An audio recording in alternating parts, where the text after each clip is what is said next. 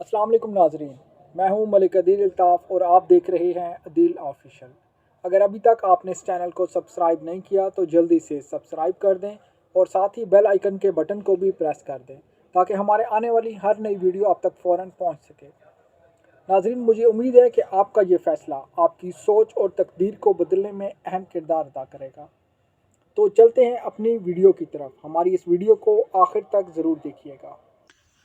گناہوں کے سوا کون ایسا ہے جو اپنے خدا سے نا امید ہو؟ اگر تم خدا سے محبت کرنا چاہتے ہو تو اپنے نبی کی پیروی کرو، خدا تم کو دوست بنا لے گا۔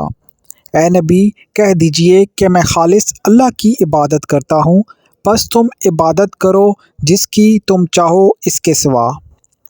خدا ان ظالموں کے اعمال سے غافل نہیں، اور جو یہ فوراً ان پر عتاب نازل نہیں ہوتا، اس کی وجہ بس یہ ہے کہ خدا ان کو اسی حد تک مہلت دے رہا ہے جس دن کے مارے خوف کے ان کی آنکھیں پھٹی کی پھٹی رہ جائیں گی۔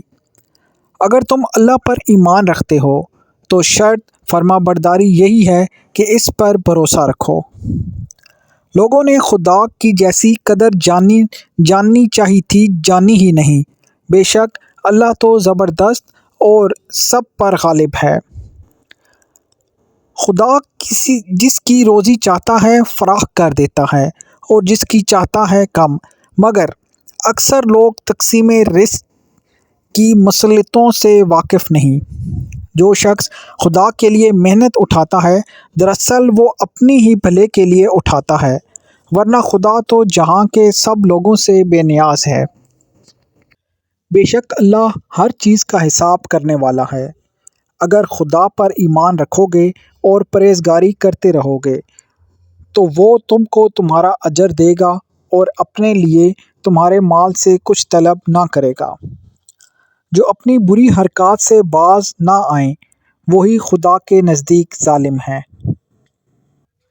ہر معاملہ خدا کے حضور پیش ہے اور ان کو ان کے افعال سے خبر دے گا۔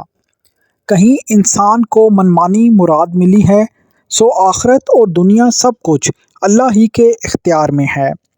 جو لوگ خدا کی راہ میں مشقتیں جھیلتے ہیں، خدا انہیں اپنے کرب و رضا کے رستے ضرور دکھائے گا۔ اللہ کسی فخر کرنے والے کو پسند نہیں کرتا۔ ایسی بات منہ سے کیوں کہتے ہو جس کو کر نہیں سکتے؟ اللہ کو یہ بات پسند نہیں۔ اللہ کریم ہے اور کرم اسے محبوب ہے، سخی ہے اور سخاوت اسے محبوب ہے۔ اللہ کے سوا کسی کی عبادت نہ کرو، نفع ہو یا نقصان سب اللہ ہی کی طرف سے ہے۔